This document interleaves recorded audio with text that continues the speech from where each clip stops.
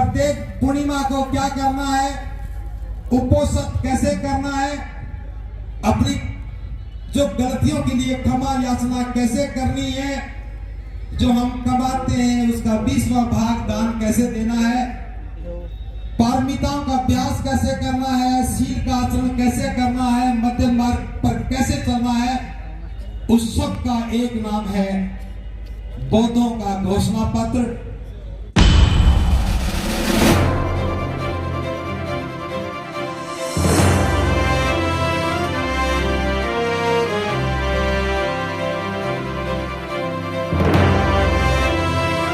सारे पर्व सुव्यवस्थित करेंगे।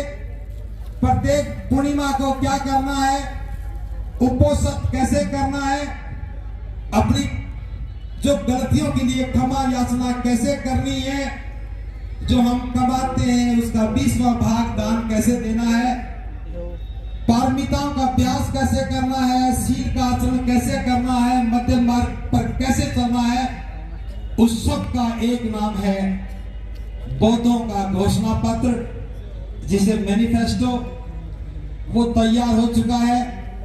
पिछले 2 महीने से लगभग 120 लोग उस घोषणा पत्र में काम कर रहे हैं। अभी हमने जयपुर में भिक्षुणी संघ के साथ दीक्षा भूमि पर इस पर चर्चा की। हम अभी लखनऊ में भी चर्चा करके आए। हर प्रदेश की राजधानी में जाकर के चर्चा करेंगे। आप में से जो भी उपासक उपासिका इस काम में अपनी भागीदारी देना चाहे, विचार देना चाहे, कोई भिक्षु भी अपनी राय देना चाहे, तो सभी को आमंत्रण है।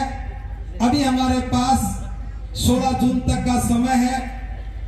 हम मई के महीने में बुद्ध पूर्णिमा तक ये सारी तैयारी करेंगे और बुद्ध पूर्णिमा के बाद दिल्ली में एक बड़ा कार्यक्रम करेंगे।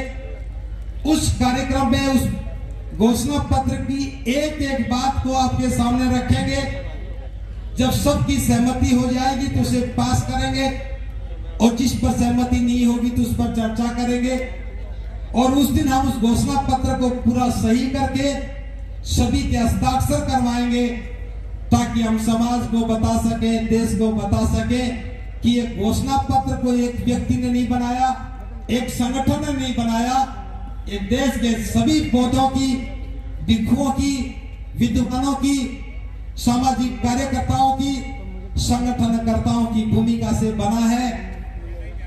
तो 16 जून के बाद इस देश के सभी बौद्ध उस घोषणा पत्र के अनुसार आचरण करेंगे। उनका व्यवहार होगा, एक सलीका होगा, जीने की एक तहजीब होगी। हम ठीक ढंग से अगर मैं बात कहूं तो बौद्धों के अपने संखार होंगे, बौद्धों के अपने पर्व होंगे, कोई कंफ्यूजन नहीं होगा। अभी बड़ा कंफ्यूजन है। जो बुद्धं नमामि नहीं कहते, जो धम्मं नमामि नहीं कहते, दिवाली आते ही कहेंगे कि दीपोदान मनाओ, होली पे कहेंगे कि लाल नहीं नीला रंग मनाओ, लगाओ, रक्षाबंधन पे कहेंगे कि बहन राखी बांधती थी, भाई भी बांध ले। कंफ्यूजन पैदा करने वाले बौद्धों को भी गुमराह कर रहे हैं, लेकिन बौद्ध गुमराह नहीं होते। ये विशाल भिक्षु संघ इस बात का आगाज करेगा जब भिक्षु संघ अपने हाथ से हस्ताक्षर करके उस घोषणा पत्र को जारी करेगा, तो हम कह सकेंगे कि ये घोषणा पत्र एक अथॉरिटी ने जारी किया है, एक व्यक्ति ने नहीं। और वो संघ की अथॉरिटी क्या है, धम्म की अथॉरिटी क्या है, ये मंच पर बैठा हुआ भिक्षु संघ तैयार है। सारे भिक्षु संघ के हस्ताक्षर के बाद वो घोषणा पत्र जारी होगा। फिर बौद्ध दोबारा से अपने गौरवशाली भारत की स्थापना करेंगे। फिर सम्राट अशोक, फिर बाबा साहब, फिर कनिष्क सम्राट हर्षवर्धन, ये सारे हमें समझ में आने लगेंगे। एक बार फिर सारनाथ, नालंदा, दक्षिणा जैसा इतिहास हमारी आंखों के सामने होगा। तो मैं ये बात इस फक्र के साथ इसलिए कह रहा हूं, बाबा साहब के आगरा आने के 68 वर्ष के बाद 69वें वर्ष में एक समाधान निकल करके आया है। बाबा साहब जैसा देश देखना चाहते थे, जैसे समाज देखना चाहते थे, जैसा बौद्ध देखना चाहते थे, इस कारवां ने वैसा बनाने का आगाज कर दिया है। तो इसी आगाज के साथ मैं आमंत्रण दे रहा हूं 16 जून के कार्यक्रम के लिए। परिवार सहित आना है, छोटे छोटे बच्चों को भी लेके आना है, सफेद कपड़े में लेके आना है। और शायद ये कार्यक्रम 2 दिन का करेंगे, वो बाद में बता देंगे। और जिन लोगों को इस अभियान में हिस्सादारी करनी है, 3 महीने के लिए जो चीवर में रहना चाहे या 3 महीने के लिए जो घर छोड़ करके सफेद कपड़े में रहना चाहे, और त्रिलोकी बुद्ध विहार आगरा में आ सकता है।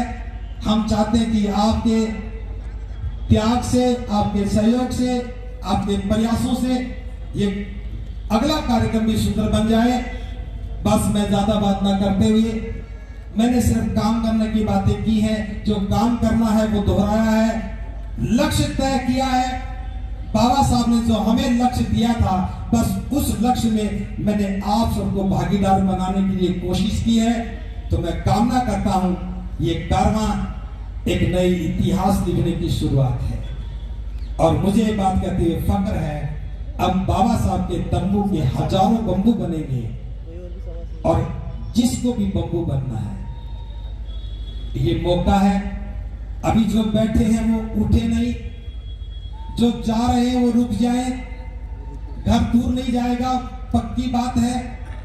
पृथ्वी की गति चाहे कितनी भी हो, घर की दूरी नहीं बढ़ेगी, वह याद रखना।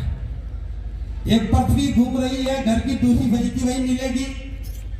आधे घंटे के बाद भी जाओगे तो भी घर वही मिलेगा, किराया भी उतना लगेगा। बस आए हो तो थोड़ा रुकिए। जो नौजवान जो तंबू का बंबू बनने की घोषणा करना चाहते हैं, उनके उत्साह के लिए आपकी तालियों की गड़गड़ाहट की आवश्यकता है। अभी तो कोई बना भी नहीं, बने तो बजाना, क्योंकि मैं तो तालियां बहुत ले चुका हूं। जो बने जो बनाना, इसलिए मैं अपनी बात को यहां रोक रहा हूं। जो घर बार त्याग करके, परिव्राजक बन करके, भिक्षु बन करके या भिक्षु बना हुआ हो, अगर वो तंबू का बंबू बनना चाहता है तो करे। इतने सारे आप देखो, दिए तले अंधेरा। बाबा साहब एक को ढूंढ रहे थे, कितने खड़े हो गए। आप तालियां बजा सकते हैं, आप तालियां बजा सकते हो। जब भिक्षु खड़ा हो गया है बाबा साहब के स्वप्न को साकार करने के लिए, तो समझो कि पहली फतेह है आपकी। आगरा का ये धम्म कारवां इतिहास में दर्ज होगा कि 68 वर्ष के बाद भले सही हो, लेकिन आगरा के लोगों ने उस बात को समझा, भारत के बौद्ध लोगों ने बात को समझा, और भिक्षुओं ने अपना दायित्व समझा। आज भिक्षु संघ नेतृत्व के लिए तैयार हो गया। इस भिक्षु संघ के नेतृत्व के लिए, इस भिक्षु संघ के लिए मैं भी शरणागत हूं। मैं भी भिक्षु संघ के नेतृत्व में ही अपनी सारी ऊर्जा लगाऊंगा, और आपको चाहता हूं कि भिक्षु संघ के लिए तालियां बजा करके और हाथ ऊपर करके साधु साधु के